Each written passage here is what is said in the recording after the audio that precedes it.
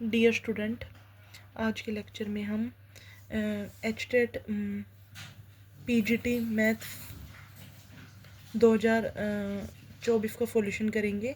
Question ये है कि y equal to under root sine x plus sine x plus sine x under root, इस तरीके से क्वेश्चन आया हुआ है। 91 क्वेश्चन है। इसमें हम 10 क्वेश्चन करेंगे 91 से 100 तक। ठीक है, तो इसका क्वेश्चन को देखो कैसे करेंगे।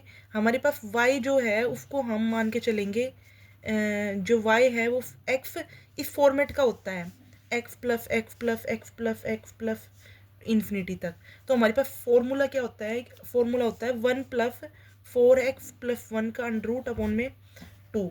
और यहाँ पे फाइन एक्स ये है, तो y equal to 1 plus under root 4 into sine x plus 1 upon में 2। ठीक है, तो यहाँ पे एल्शियम लेंगे इसका मतलब, तो 2y minus 1 equal to under root 4 fine x plus 1। ठीक है, अब इसका हम बोथ साइड स्क्वेयरिंग करेंगे। स्क्वेयरिंग बोथ साइड, तो हमारे पास क्या आएगा? 2y minus 1। स्क्वेयरिंग की वैसे नीड नहीं है, स्क्वेयरिंग के बजाय हम ये करते हैं, डिफरेंशिएशन कर लेते हैं, क्योंकि डी बाई डी एक्स चाहिए हमें। डी बाई डी एक्स चाहिए ना, ये हम पे देखो डी बाई डी एक्स चाहिए हमें। तो इसमें पूछा है क्वेश्चन में डी बाई डी एक्स, तो क्या आएगा? 4 fine x minus 1 1 d by D x 2 d by D x equal to 1 by 2 root 4 fine x minus 1 और 4 फाइन एक्स का कोफ एक्स 2 फिर 2 कोफ एक्स अपॉन में under root 4 fine x minus 1। Minus 1 की जगह plus 1 है, sorry plus 1। तो कोफ X under root 4 कोफ एक्स फाइन एक्स प्लस 1। तो यहाँ पे क्या आएगा? कोफ एक्स, और यहाँ पे d Y by D x क्या आ जाएगा? अब इसकी वैल्यू 4 फाइन एक्स प्लस 1 की वैल्यू कितनी है? 2y minus 1, 2y minus 1। ये हमारा सॉल्यूशन हो गया। दोबारा देखो इस क्वेश्चन को, हमारे पास ये क्वेश्चन दिया हुआ है। क्वेश्चन ये आता है पेपर में इस तरीके से। अभी आया था ये जुलाई 2024 में हुआ था, 25 में हुआ था, ये पेपर में क्वेश्चन आया हुआ था। तो y इजिकल टू हमारे पास ये फॉर्मूला होता है 1 plus under root 4x plus 1 का under root by 2। 1 plus 4 x की जगह हम फाइन एक्स रखेंगे प्लस 1 अपॉन में 2। तो एल्फियम लेंगे 2y minus 1 under root 4 fine x plus 1। यहाँ से हम इसका डेरिवेटिव करेंगे 2y का d Y by D x 1 by under root 4 fine x plus 1 और 4 as it is sine x का कोफ एक्स, तो 2 का कोफ x upon under root 4 fine x plus 1। तो हमारे पास D Y by D x क्या आएगा? कोफ x upon under root 4 fine x plus 1। तो ये इसकी वैल्यू कितनी है? 2y माइनस 1 कोफ y अपॉन में 2y माइनस 1। तो d Y by D x की वैल्यू हमारे पास ये आ गई। अगला क्वेश्चन देखो 92 क्या था? 92 क्वेश्चन था हमारे पास। 92 को y i plus J plus 2k और b जो है वो ये है। तो हमारे पास पूछा हुआ था a प्लस 3b और 2a माइनस b, इसकी वैल्यू पूछी हुई थी। कैसे करेंगे? सिंपल ही था ये क्वेश्चन तो बहुत। i plus J plus 2k और यहाँ पे 3 टाइम्स इन दोनों को ऐड कर देंगे, 3 टाइम्स b, यानी कि 9i प्लस 6j और माइनस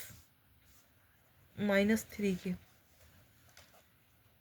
अब इसकी मल्टीप्लाई करेंगे 2a माइनस b, 2a यानी कि 2i plus 2j plus 4k minus b का मतलब 3i plus 2j minus k। तो इन दोनों को ऐड कर दो, 10i प्लस 7j और माइनस k। ये आ गया 2a माइनस b की वैल्यू कितनी आएगी? 2a माइनस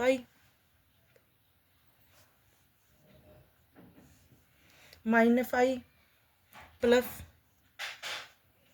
5k, बाकी जीरो हो गया। अब प्रोडक्ट कर दो इन दोनों की प्रोडक्ट कर दो।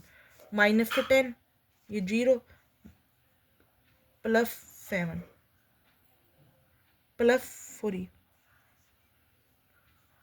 5 माइनस के 10 -5 तो -15 इसका आंसर आएगा। 92 क्वेश्चन हो गया। 93 क्वेश्चन देखो, ये भी G5 क्वेश्चन आ रखा था।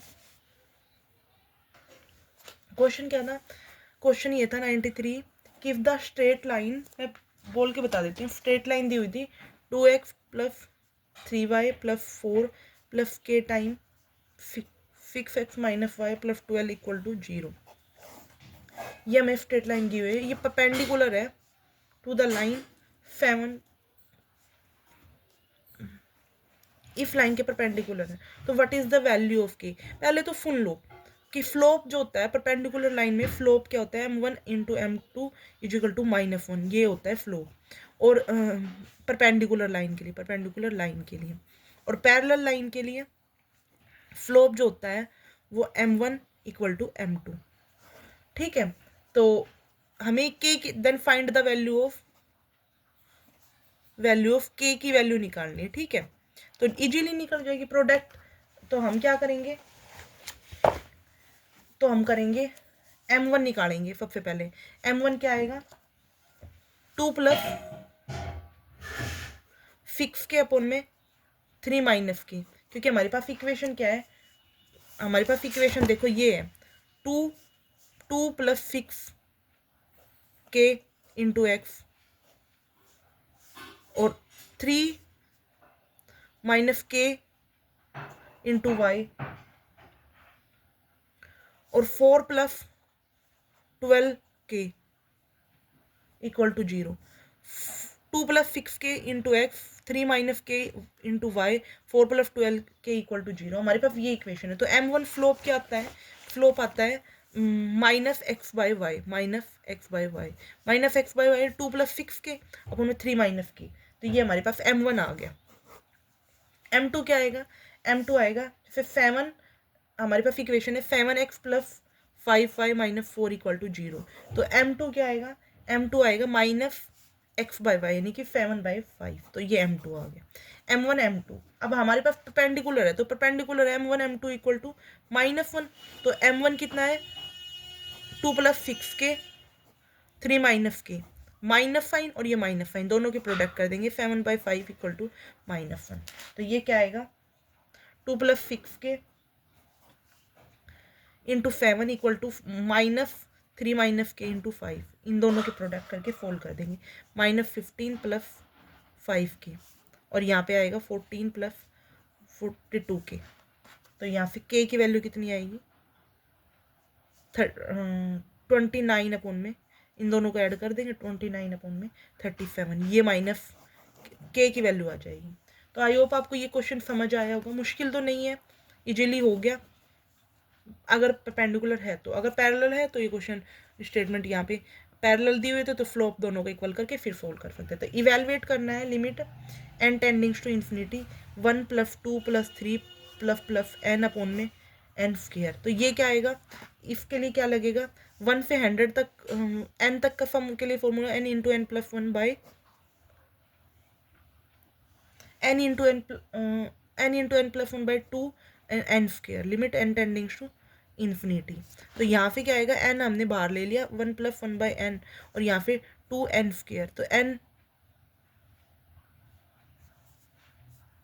n तो ऑलरेडी था, एक n² से n² कट गया, limit n tendings to infinity. तो यहाँ पे आएगा 1/2 आ गया, हमें 1/2 आंसर आ गया। समझ आया? अब अगला क्वेश्चन देखो, 95 क्वेश्चन देखो। सेंट्रोइड क्या होता है? सेंट्रोइड क्या होता है? जैसे कि हमने ये मान लिया ट्रायंगल है, इसमें जो ओरिजिन होता है ना, वो ओरिजिन जो होता है वो 0 0 0 पे होता है सेंट्रोइड में। तो हमारे पास कोऑर्डिनेट क्या दिए हुए हैं? 2a 2 6, ये कोऑर्डिनेट दिया हुआ है। ये p है, ये q है, कितना? -4 -3b और -10, ये q है। और r कितना है? r है 8 14 और 2c, ये हमारे पास को है। तो हमारे पास क्या होगा? सेंट्रोइड क्या होगा ट्रायंगल का? सेंट्रोइड ऑफ द ट्रायंगल का सेंट्रोइड क्या होगा? हमारे पास होगा 2a -4 + 8/3, 2 + 3b + 14/3 और 6 - 10 + 2c/3। तो हमारे पास यहाँ पे आएगा 2a प्लस 4 अपॉन में 3 इक्वल टू 0। तो यहाँ पे 2a इक्वल टू -4, तो a की वैल्यू आ गई -2। तो हमारे सेंट्रोइड के कोऑर्डिनेट चाहिए ना, a की वैल्यू हमारे पास ये होनी चाहिए। अब 2a 2 + 3b + 14 अपॉन में 3 इक्वल टू 0। तो हमारे पास यहाँ पे क्या आएगा 2 + 3b + 14 इक्वल टू 0।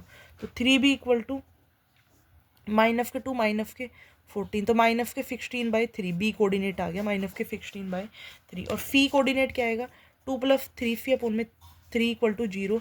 तो यहाँ पे आएगा φ + 2φ इक्वल टू 0, फिक्स + 2φ इक्वल टू 0। तो फी की वैल्यू आ गई -6 अपॉन में 2, तो -3।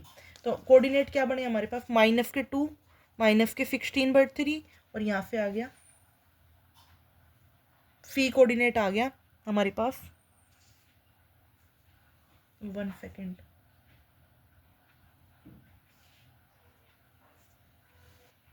सॉरी यहाँ पे -10 है, तो ये -4 बचेगा, -4।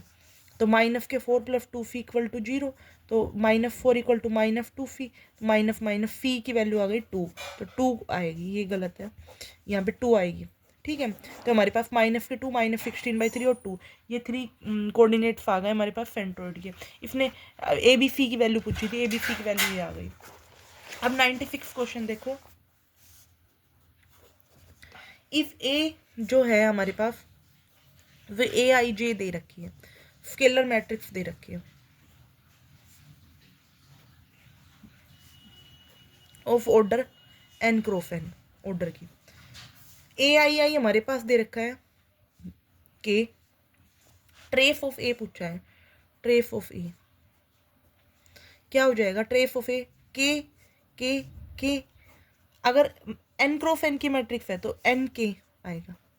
सम ट्रेस होता है sum of the diagonal element, sum of the diagonal element, diagonal element का सम। तो हमारे पास n के आएगा। आई होप आपको ये समझ आया होगा। 97 क्वेश्चन देखो।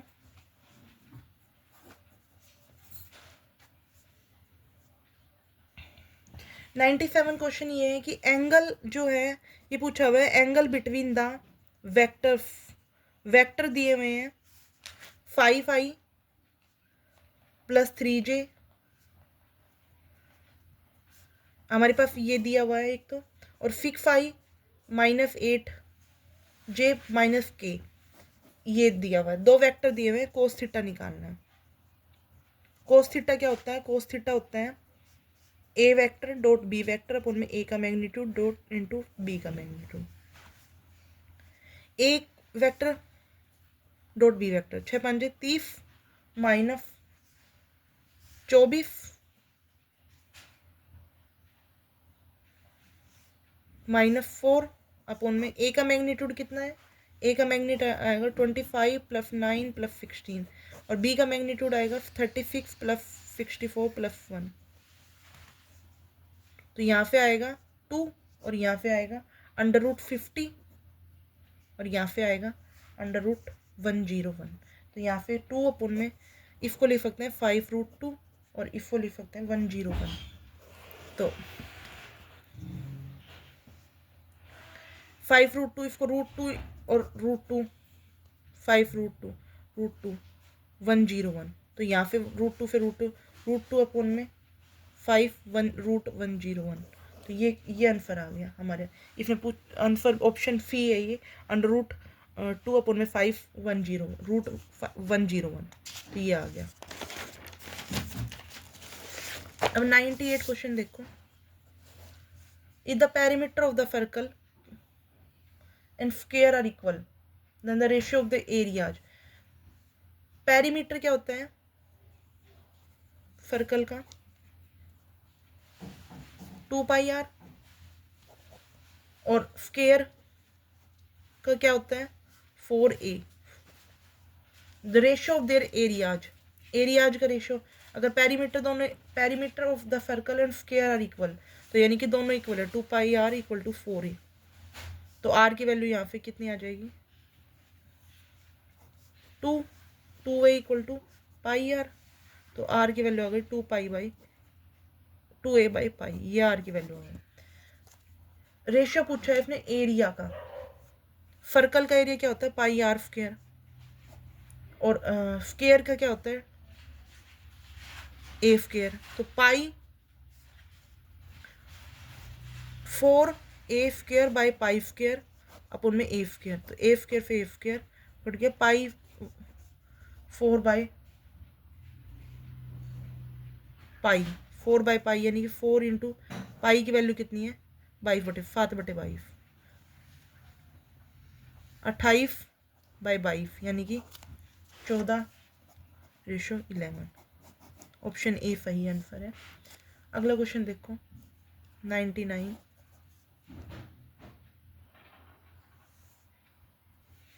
क्वेश्चन ये है कि डोमेन जो है ऑफ द फंक्शन हमारे पास है f(x) is equal to fine inverse 2x - 3। इसकी डोमेन क्या होगी? What will be the domain?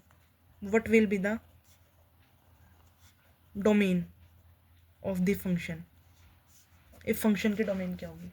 Domain जो होती है ऑफ फाइन इनवर्स x की होती है -1 to 1। डोमेन ये होती है। तो -1 फाइन 2x - 3 फिर 1 से 1 -1 से 1 के बीच में कर दी, तो 2x - 3 इक्वल टू -1। तो x इक्वल टू -1 + 3/2। तो माइनस के यहाँ से कितना आ गया?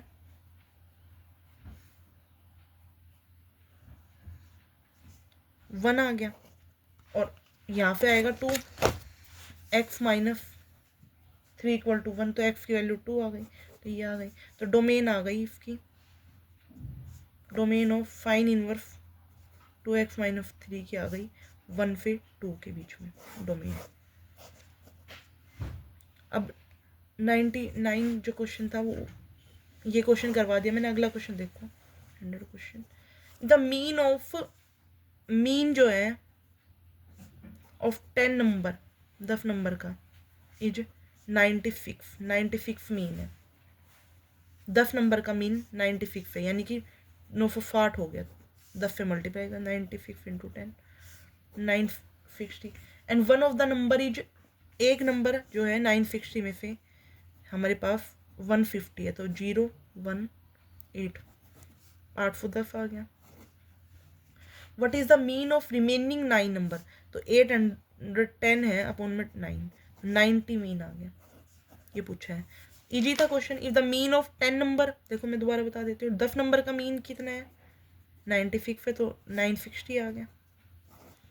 And one of the number is 150, एक नंबर 150 है, तो 150 है, तो 0 1 एक नंबर 150 हटा दिया, 960 में से 150 हटा दिया, तो हमारे पास 810 आ गया।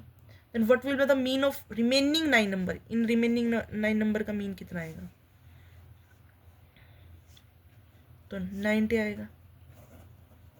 तो आंसर आएगा ऑप्शन 4 90।